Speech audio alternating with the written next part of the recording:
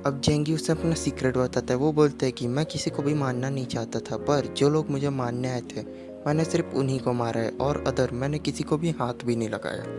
जिसके बाद जेंगी जुओ को अपनी सुपर पावर के बारे में भी बताता है कि ये एक अलग डायमेंशन में मैंने अपना खाना पानी रखा है। साथ ही अगर तुम सोच रही होगी कि मुझे मार के इस सप्लाईज को लूटोगी तो भूल जाओ, क्योंकि अगर मैं मरा तो ये खाना भी तुमसे चला जाएगा।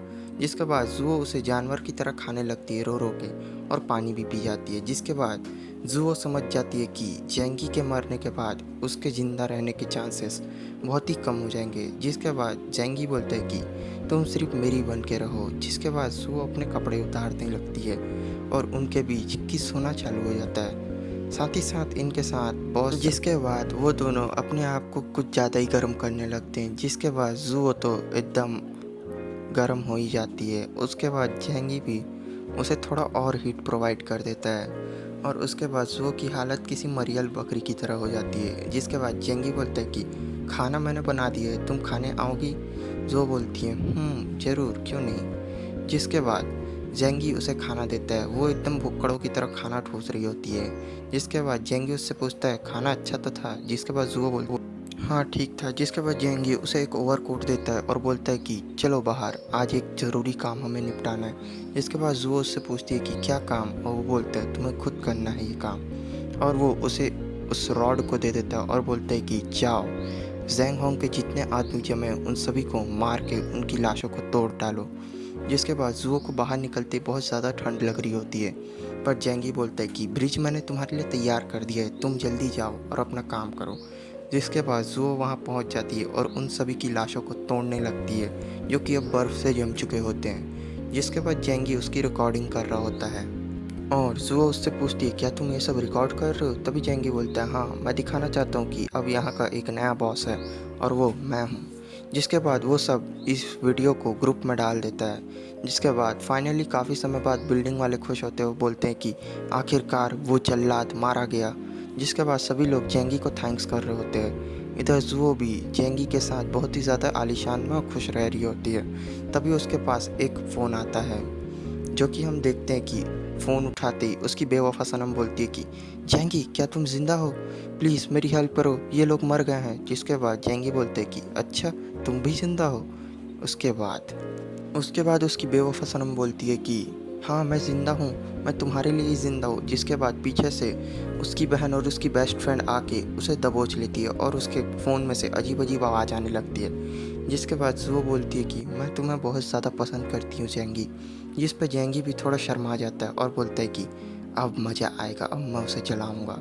जिसके बाद वो उसे एक फ़ोटो सेंड करते हैं और इधर वो दोनों उसकी पिटाई कर रही होती है। तभी बेवफा सनम जाके फ़ोन चेक करती है, जिसमें देखती है कि जेंगी लिखा रहता है कि मैं अपनी एक नई गर्लफ्रेंड के साथ हूँ, जो कि डॉक्टर ज़ू है। बाद उसकी बेवफा सनम एकदम पागल हो जाती है और बोलती है तुम मुझे धोखा नहीं दे सकते, मैं पिछले 2 साल से तुम्हारे साथ हूँ, तुम मेरे साथ ऐसा बिल्कुल नहीं कर सकते।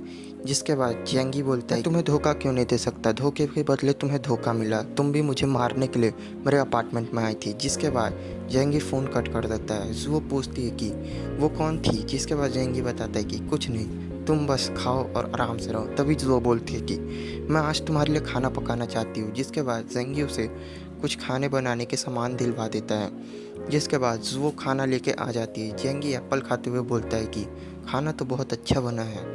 जिसके बाद हम देखते हैं कि ग्रुप में दोबारा से मैसेजिंग चालू हो जाती है।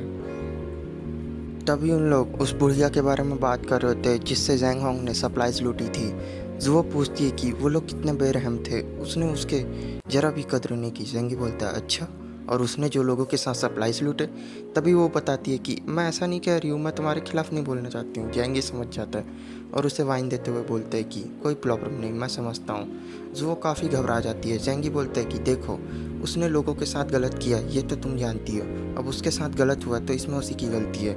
तभी हम बाहर देखते हैं कि वहाँ से एक आदमी बिल्डिंग से छलांग लगा देता है और वो सुसाइड कर लेता है। जिसके बाद जेंगी बोलते हैं कि इसे देखो, अब इसमें भी लोग अगर मेरी गलती निकालेंगे तो इसमें मेरी थोड़ी ना गलती है, उसने तो खुद सुसाइड किया।